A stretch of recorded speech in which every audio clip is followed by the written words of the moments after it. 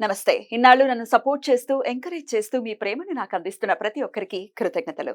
అలాగే ఈ వీడియో కూడా ఖచ్చితంగా మీకు ఉపయోగపడుతుంది. లైక్, షేర్ అండ్ సబ్స్క్రైబ్ చేసి మీ సపోర్ట్‌ని నాకు అందించండి. అలాగే ఈ వీడియో పట్ల మీకున్న అభిప్రాయాన్ని కామెంట్ సెక్షన్‌లో కామెంట్ చేసి తెలియజేయండి. ఇప్పుడు వీడియోని చూద్దాం. నమస్తే. Welcome to our channel. నేను పద్మిని. ప్రస్తుతం మనతో పాటు ప్రముఖ ఆధ్యాత్మికవేత్త, వాస్తు జ్యోతిష పండితులు కేఎస్ఆర్ గారు మనతో పాటు ఉన్నారు. మాట్లాడదాం. సార్ నమస్తే సార్. సార్ ముందుగా మీకు వ్యాస పూర్ణిమ శుభాకాంక్షలు సార్. Thank you. మన వాళ్ళందరికీ కూడా మరి వ్యాస పూర్ణిమ శుభాకాంక్షలతో పాటుగా మరి జగద్గురువుల ఆశీస్సులన్నీ కూడా వాళ్ళకి లభించాలని నేను కోరుకుంటున్నాను. Thank you so very much sir. వ్యాసాయ విష్ణు రూపాయ వ్యాస రూపాయ విష్ణవే నమో బ్రహ్మ నిధయే వాసిష్ఠాయ నమో నమః. వ్యాసుడు అంటేనే విష్ణువు, విష్ణువే వ్యాసుడుగా వచ్చాడు. లేకపోతే అష్టాదశ పురాణాలను అందించడం ఏమిటి, ఐదవ వేదంగా పిలువబడే మహాభారతాన్ని కూడా వర్గీకరించటం ఏమిటి, వేదాలని సమీక్షించటం ఏమిటి, అసలు అయ్య బాబోయ్ విష్ణువు అయితేనే చేయగలడు. మరి ఆయన జన్మించినటువంటి రోజుగా ఈ వ్యాస పూర్ణిమ అందరికీ సుపరిచితమైనటువంటి రోజే. అలాగే ఆయన గురువు కాబట్టి గురు పూర్ణిమగా కూడా జరుపుకుంటాము. ఇది ఇంకా వైభవపేతంగా గురువారం నాడు వస్తోంది. 10వ తారీఖు గురు పూర్ణిమ, వ్యాస పూర్ణిమ. మరి ఆ రోజుకు ఉన్నటువంటి ప్రాముఖ్యత, ఏం చెయ్యాలి ఆ రోజున, అలాగే కాంట్రడిక్ట్ చెయ్యాలి అని చెప్పి బయలుదేరేటటువంటి బ్యాచ్ కూడా చాలా మంది ఉన్నారు. ఆ రోజు వీళ్ళనే పూజించండి, వీళ్ళని పూజించకండి అని చెప్పేవి కూడా ఉన్నాయి. దాని గురించి కూడా ఒకసారి మాట్లాడుకుందాము. ఇంతకీ అసలు ఈ వ్యాస పూర్ణిమ విశిష్టత ఏమిటండి? అది అందరికీ తెలిసినట్టుగా, అంటే ఇక్కడ వ్యాసుడు గురువు ఎందుకు అంటే అసలు గురు సంప్రదాయం అనేది ఏదైతే మొదలైందో దానికి ఆయన్నే మొదట ఆద్యుడు అంటే తొలి గురువుగా మనం ఆయన స్వీకరించాలి. సో కనుక గురు సంప్రదాయం అనేది ఏదైతే ఉందో మరి దాన్ని ఆ రకంగా కొనసాగించడం అనేది ఉంది. కనుక ఈరోజు మనం ఎవరైనా సరే గురువుల్ని, మనకి ఎవరు గురువు అనుకుంటే వాళ్ళని ఎంతో కొంత వాళ్ళ దర్శనం చేసుకోవడం, వాళ్ళ ఆశీస్సులు పొందడం, అసలు ఇది మనకి చెప్పిన సంప్రదాయం. అంటే ఇప్పుడు మనతో పాటు ఉన్నవాళ్ళు మనకి ఇప్పుడు ఉన్నారు, మీకు ఎవరైనా సరే మీకు పలానా వ్యక్తిని నేను గురువుగా భావిస్తాను, ఏదైనా సబ్జెక్ట్ నేర్పించారు మీకు, గురువేగా. అందుకే కబీర్ దాస్ అంటాడు ఒక సందర్భంలో, ఒకేసారి గోవిందుడు మనకి గురువు ఎదురు పడితే ముందుగా నువ్వు ఎవరికి నమస్కరిస్తావు అంటే కనుక నేను గురువుకే నమస్కరిస్తాను, ఎందుకంటే ఆ గోవిందుడు ఉన్నాడని చెప్పిందే గురువు కదా. అప్పుడు దేవుడి కంటే కూడా గొప్ప గురువు. అంతేగా మరి ఇప్పుడు మనకి వేదాల్లో కానీ ఏదైనా సరే ఇవన్నీ చెప్పాడంటే వ్యాసుడు చెప్పాడు. వ్యాసుడు ఎవరు అనుకుంటున్నాం, మనకి వ్యాసుడు తెలిస్తేనే శ్రీకృష్ణుడు తెలిసాడు, వ్యాసుడు వల్లే మనకి వీళ్ళు తెలిసారు. సో అందుకని మనం వ్యాసుడికి ముందు దండం పెట్టకుండా వీళ్ళకి ఎలా దండం పెడతాం? కరెక్ట్, కృతజ్ఞహీనులు అవుతాం కదా. అందుకని ఖచ్చితంగా వ్యాసుని, అందుకని మన హిందువులో ప్రతి ఒక్కరికి కృతజ్ఞత తెలపడం. మీరు కృతజ్ఞత అంటే ప్రతి ఒక్కరికి కృతజ్ఞత తెలపడం ఉంది ఇక్కడ, మనుషులకే కాదు పశుపక్షాదులందరికీ కూడా ఒక్కొక్క సందర్భంలో ఒక్కొక్క పండగలో మనం కృతజ్ఞత చెప్తూ ఉంటాం. అంతకైతే మీరు కొద్ది నెలల కింద చేశారు ఏరువాక పూర్ణిమ, అది కూడా మరి రైతులు మరి భూమికి కృతజ్ఞతాపూర్వకంగా పూజ చేయడమేగా. తర్వాత మరి ఆ రకంగా ఉంటుంది. అంతకుముందు ఏదైతే మన ఇది తొలి ఏకాదశి నాడు కొంతమంది గోపూజ చేస్తారు, పద్మవ్రతం అని చెప్పి, గోసేవ రెండు ఉంటాయి అప్పుడు. సో ఇలా మనం ప్రతి చోట కూడా అవకాశం వచ్చినప్పుడల్లా వాళ్ళకి మనం కృతజ్ఞతలు తెలియజేస్తాం. మీ భాషలో మీకు థ్యాంక్స్ అంటారు, మేము అచ్చ తెలుగులో ఉదయపూర్వక కృతజ్ఞతలు అంటాం. కనుక కృతజ్ఞతలు చెల్లించడం అనేది ఖచ్చితంగా అవసరం. పంచమహాపాతకాల్లో చెప్పిన పాపం కూడా ఎవరైతే నీకు ఉపకారం చేశారో వాళ్ళకి తిరిగి నువ్వు ఆ ప్రత్యుపకారం చేయకపోతే అది కూడా పంచపాతకాల్లో ఒకటి. సో ఖచ్చితంగా నువ్వు కృతజ్ఞతలు చెప్పే తీరాలి. సో లివింగ్ గురువుస్ ఎవరైనా ఉన్నారంటే వారికి కూడా వారిని వ్యాసులుగానే సత్కరించుకోవటం మన శక్తి మేరకు ఏదో ఒక నమస్కారం అయినా చేయగలంగా, ఆ మాత్రం శక్తి అయితే ఉంటుంది కనుక. కాకపోతే ఏంటంటే మనకి చెప్పింది ఏంటంటే పెద్దలు గురువుల దగ్గరికి పిల్లల దగ్గరికి ఊపుకుంటూ వెళ్ళకూడదు.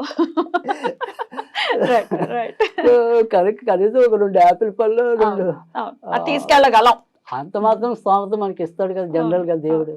సో అది లేకపోతే మనకి శ్రీకృష్ణుడు లాగా కొద్దిగా అటుకులు మూట కట్టుకోండి. సో అలా ఏదైనా సరే మొత్తానికి మన శక్తి ఏదో ఆ రకంగా చేసుకోవటం అనేది చాలా ఉత్తమమైన పద్ధతి. ఇంట్లో ఇక పూజాది కార్యక్రమాల గురించి ఖచ్చితంగా ఇక్కడ వ్యాసపీఠం ఉన్న వాళ్ళైతే ఖచ్చితంగా వ్యాసపీఠాన్ని పూజించడం అనేది.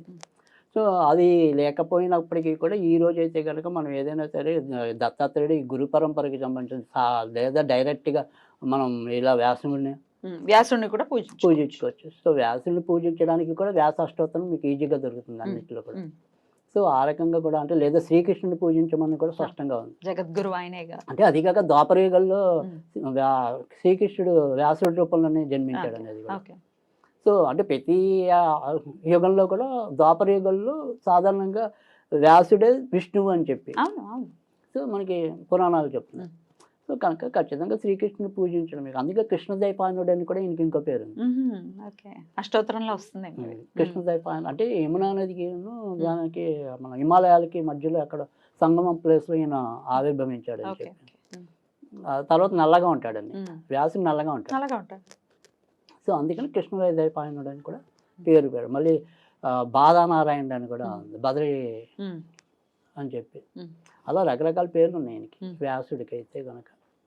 సో అలా వ్యాసుడు వాళ్ళనే పూజించుకోవచ్చు. అందుకని మరి కృష్ణం వందే జగద్గురు అన్నారు కాబట్టి కృష్ణునైనా పూజించవచ్చు.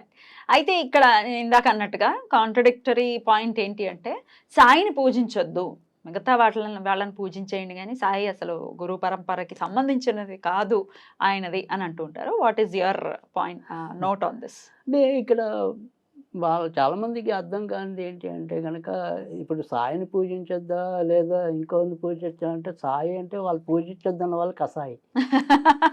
బాగుంది, సాయిని పూజించొద్దు అన్న వాళ్ళు కసాయిలు. ఇక్కడ ఎందుకని అంటే కనుక ఎవరి నమ్మకాలు వాళ్ళది.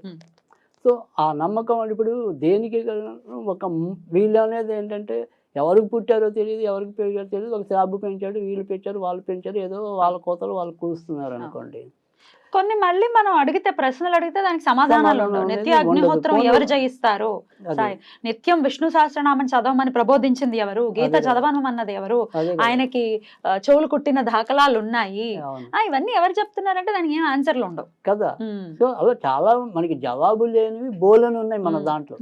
సో ఆ జవాబు కోసం మీరు అన్వేషించకుండా పైకి స్థూలంగా ఏది కనపడితే దాన్నే పట్టుకుని మీరేదో అంటే దానివల్ల ఉపయోగం లేదు.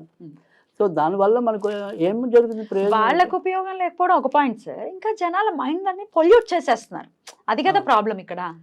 అంతే నేనుగా చెప్తున్నా. మీరు పొల్యూషన్ అంటే ఎంత పొల్యూట్ అయిందంటే ఇది మీకు ఒక రాబోయే తరం ఏదైతే ఉంటుందో, ముఖ్యంగా చిన్న తరం ఏదైతే ఉందో, ఇప్పుడు యావరేజ్గా చెప్పాలంటే కనుక ఒక 18 నుంచి 35 ఏళ్ళ మధ్య ఉన్నారనుకోండి, వాళ్ళ మీద దీని ప్రభావం అనేది ఎక్కువ ఉంటుంది. సో మనం ఆ మధ్య నా పంచాంగం మీకు రోజు వస్తుంది తెలుసు కదా, దానికి నేను సాయిబాబా బొమ్మ గురువారం నాడు పెడితే వెంటనే ఆయన నాకు ఇచ్చాడు ఇలాగా, మనకి హిందువుల్లో బోల్ మంది దేవుళ్ళు ఉండగా మీకు సాయిబాబానే దొరికాడా అని.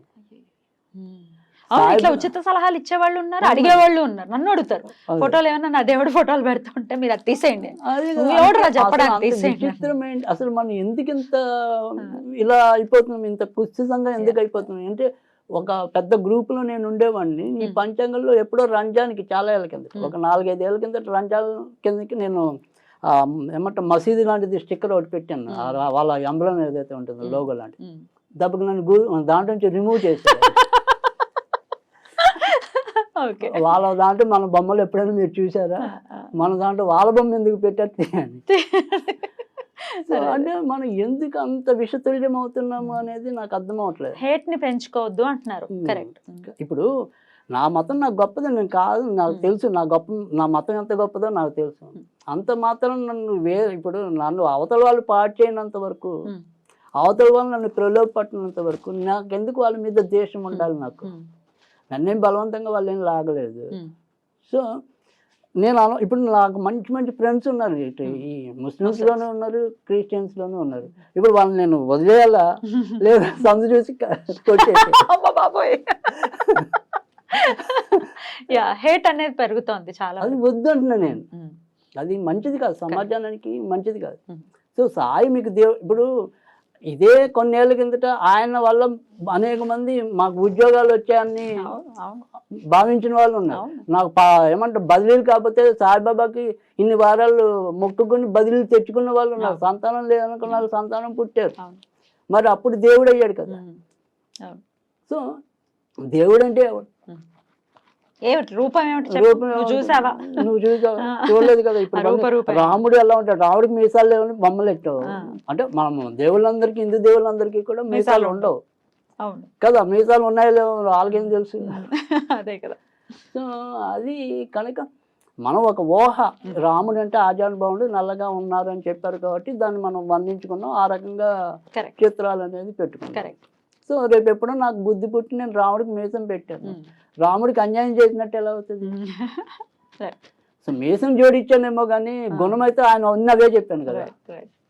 సో అందుకని ఇక్కడ అలాంటివన్నీ నిజంగా చెప్పాలి అంటే కనుక వీళ్ళందరూ కూడా ప్రత్యక్ష ఉద్యమాల్లోకి రమ్మనండి వీళ్ళని. ఏముండవు, యూట్యూబ్లో రమ్మని వీధికి ఒక మనం సాయిబాబా గుండెని పడగొడదామంటే ఇంట తలుపులేసి కూర్చుంటాం. అవును పైకి ఇక్కడ ఏంటంటే దండగమారి కదా, పైసా ఖర్చు లేదు, ప్రగల్భాలు ఉంటాయి, పైగా మనలాంటి వాళ్ళకి ఉచిత సలహాలు ఇస్తారు. సో కోతి కొబ్బరి చెప్ప దొరికినట్టు వీళ్ళకి యూట్యూబ్ ఛానల్ అనేది ఒకటి దొరికింది. అదే కదా, ఇద్దరు కమెంట్లు పెట్టడం, అలా ఛానల్ ఓపెన్ చేసేసి ఇష్టం వచ్చినట్టు వాగడం. అదే వాళ్ళకి అర్థం కావట్లేదు, యూట్యూబ్ అంటే నువ్వు గొట్టం, అలాంటి వాళ్ళు గొట్టారు. సో అది అలాంటివి అదేమంటది కదా, ఏమి గెలిపింటే కుక్కలు అనేక మురుగుతూ ఉంటాయి అని చెప్పి. సో మురిగే కుక్కను మొరగనివ్వండి, వాటికి అదే అది గట్టిగా తొండ వేస్తే ఎక్కడికి వెళ్తాయి కదా. సో అందుకని మొరగనివ్వండి అంతే. అయితే మీకు నచ్చినటువంటి గురువుని, మీరు ఇన్నాళ్ళు కొలుచుకున్నటువంటి గురువుని ఖచ్చితంగా కొలుచుకోవచ్చు నిరభ్యంతరంగా. అసలు కొలవాలనే కొలవాలి. ఇప్పుడు మనకి నా గురువు నేను ఎవరో నాకు తెలుసు, ఒకవేళ నాకు గురువే లేదంటే నేను వేరే ఎవరినో పెట్టుకుంటాను. ఇప్పుడు మనుషుల్లో పెట్టుకోవాలని లేదుగా, కలియుగంలో మంచి గురువు కావటమే పెద్ద దుర్లభం అని అనేక మంది చెప్పారు. సో నాకు శివుడు అనుకుంటే నేను శివుడుగా అనుకుంటాను, బాబా అనుకుంటే బాబానే అనుకుంటాను. నా నమ్మకాలతో మీకండి పని. సో నాకు ఇష్టమైనది నా మనసు మీకు బహిర్గతం చేస్తే మీకు తెలుస్తుంది. నేను లోపల అంతర్లీనంగా నేను ఏది పూజించాను మీకేం తెలుసు. కరెక్ట్. సో ఇక్కడ నేను చేసుకోవచ్చు కనుక ఖచ్చితంగా అలాగే చేసుకోవటమే ధర్మం. Right sir. మరి గురువారంతో కూడి వచ్చింది కాబట్టి ఏదైనా స్విచ్ వర్డ్ రూపంలో చెప్తారా, మంత్రం రూపంలో చెప్తారా, ఆ రోజున గురువుకి దగ్గర అయ్యేటటువంటి ప్రయత్నం ఎలా చేయొచ్చు? తప్పకుండా. అంటే ఇక్కడ మంత్రం అనేది ఖచ్చితంగా ఒకటి ఎప్పుడు కూడా ఉంటుంది. అంటే మనకి ఏదైనా సరే గురువు జాతకంలోకి వెళ్తే ఒక్క నిమిషం జాతకంలోకి వెళ్ళినప్పుడు ఏమవుతుందంటే ఎప్పుడైనా సరే గురువు అనుగ్రహం లేకపోతే అనేక రకంగా ప్రాబ్లమ్స్ ఉంటాయి. ముఖ్యంగా గురువు కనుక లభించకపోతే ఖచ్చితంగా సంతాన సుఖం అనేది ఉండదు. లేదు సంతానం పుట్టకపోయిన సందర్భాల్లో కూడా గురుడు యొక్క బలం ఉంటుంది. పుట్టిన సంతానంతో సుఖం లేకపోయినా గురుడు వెనకాల ఉంటాడు వాళ్ళకి ఎక్కడెక్కడ బాధించే ప్లేస్లో. తర్వాత రెండోది ఏంటంటే మనకి దేవుడి మీద ఇలాగా వితండవాదాలు రావటం అన్నా కూడా ఖచ్చితంగా గురువు నీచంలో ఉండటం. ఖచ్చితంగా గురువు వాళ్ళకి బాగుంటాడు. వాళ్ళు గురువు మీద ఎంత తిట్టేవి చేస్తున్నారు, వాళ్ళు మనం ఇది చేస్తున్నారు అంటే కనుక వాళ్ళ జాతకాల్లో గురువు బాగుండాలి నిరూపించగలం. ఇంకా బాగుండకుండా పోయే పరిస్థితి ఉంటుందండి ఇలాంటివి కంటిన్యూ చేస్తే. అంతేగా, ఇప్పుడు మనకి ఏదైతే మనకు రోగం ఉన్నప్పుడు షుగర్ ఉన్నప్పుడు నేను తీపే తింటానంటే ఎలా అవుతుంది, ఏమవుతుంది, హై అయిపోతుంది. ఇంకా అంతే. దాన్ని మనం తగ్గించుకోవటం, మనకి అసలు జాతకం అనేది కర్మ కదా. నువ్వు కింద జన్మలో ఇలా గురు భార్యని ఇచ్చేసావు, ఇంకోటి చేసావు, ఇప్పుడు ఇలాగ పుట్టావు అని చెప్తుంది కర్మ. నేను మళ్ళీ అవే పనులు చేస్తానంటే అయితే గురువు హ్రీం సిద్ధ గురు ప్రసీద హ్రీం శ్రీం, ఓం హ్రీం శ్రీం సిద్ధ గురు ప్రసీద హ్రీం శ్రీం. ఇది చదవటం వల్ల గురు అనుగ్రహం పెంచుకోవటం అనేది ఉంటుంది. ఒకవేళ బీజాక్షరం కాకుండా స్విచ్ వర్డ్ రూపంలో చదువుకోవాలంటే ఎలా, ఏం చదువుకోవచ్చు? తప్పకుండా దానికి జూపిటరే. జూపిటర్, ఓన్లీ జూపిటర్ అంతే. Jupiter right. ఎందుకంటే ఏదైనప్పటికీ కూడా గురు అనుగ్రహం అనేది చాలా అవసరం. దాన్ని మనం ఎలా వాడుకోవాలనేది తెలిసి ఉండటం అనేది అవసరం. అదే మనం ఈ యొక్క గురు పౌర్ణమికి ఇచ్చే సందేశం. రైట్ సార్, చాలా బ్యూటిఫుల్ గా ఎక్స్ప్లెయిన్ చేశారు. ఒకవేళ గురువు యొక్క అనుగ్రహాన్ని పొందాలి అనుకునే వాళ్ళు ఖచ్చితంగా జూపిటర్ అనుకుంటే బీజాక్షరం చదవలేమండి, లేకపోతే బీజాక్షరం గురువు ముఖతగా తీసుకోవాలి, ఇలా అలా రకరకాల అయిపోయి ఒకటి కాదు. జూపిటర్ అని హాయిగా చదువుకోండి, ఖచ్చితంగా తత్ఫలితాన్ని పొందండి. రైట్ అండి, చాలా బ్యూటిఫుల్ గా ఎక్స్ప్లెయిన్ చేశారు. ఉన్నది నిర్మోహమాటంగా, నిజాన్ని నిర్భయంగా చెప్పారు. కృతజ్ఞతలు. మరొక్కసారి మీకు వ్యాస పూర్ణిమ, గురు పూర్ణిమ శుభాకాంక్షలు తెలియజేస్తారు. మన వాళ్ళందరికీ కూడా. నమస్తే సార్.